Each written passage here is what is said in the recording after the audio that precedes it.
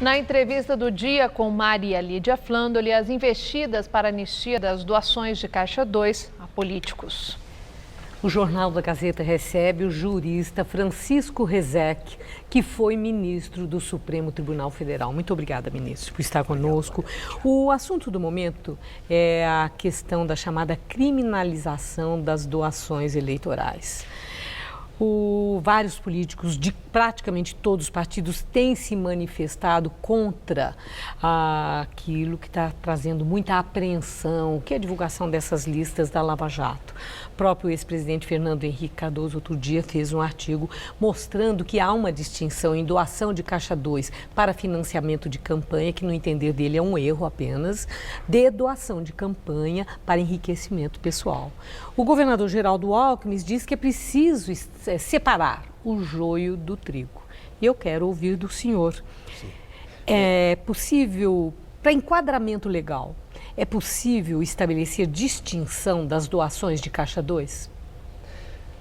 Veja, Maria Lídia, boa parte da imprensa e da opinião pública no Brasil neste momento entende que essa distinção que se propõe aí é entre o joio e o joio também. São duas formas de erro com maior ou menor incidência no Código Penal. Erro ou crime? Exatamente esse é o ponto. São erros históricos que o Código Penal prevê, que a lei eleitoral prevê como ações criminosas. O problema todo, se nós vemos nesse momento que a classe política parece que sente que o mundo desaba sobre ela de repente, é porque não se tinha neste país o hábito de cumprir a lei. É porque se formaram no âmbito da atividade política maus costumes que sobreviveram durante décadas, que alcançaram a classe no seu conjunto. Sim, é óbvio que existem situações mais patológicas ainda do que a média. Casos como aquele de alguém que fez uma fortuna fabulosa e a alocou no exterior, etc. E existem casos talvez menos graves, mas todos eles previstos como atitudes reprováveis e contravencionais ou criminosas pela lei eleitoral e pelo Código Penal comum.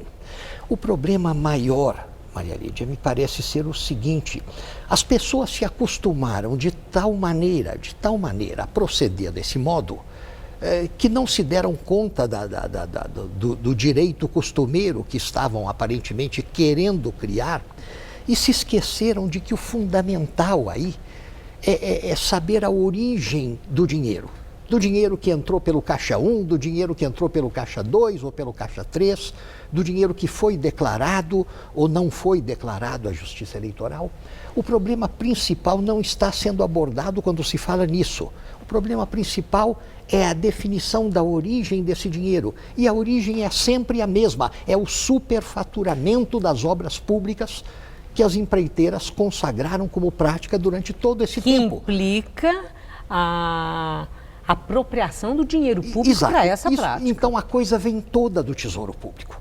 Não foi renunciando a parte dos seus lucros pessoais ou familiares que os empreiteiros pagaram esses dinheiros. Ministro, está havendo toda uma movimentação, inclusive esses argumentos de políticos importantes, como eu falei no início da entrevista, para que se encontre uma saída política para esse crime, que é uma prática que vem de décadas.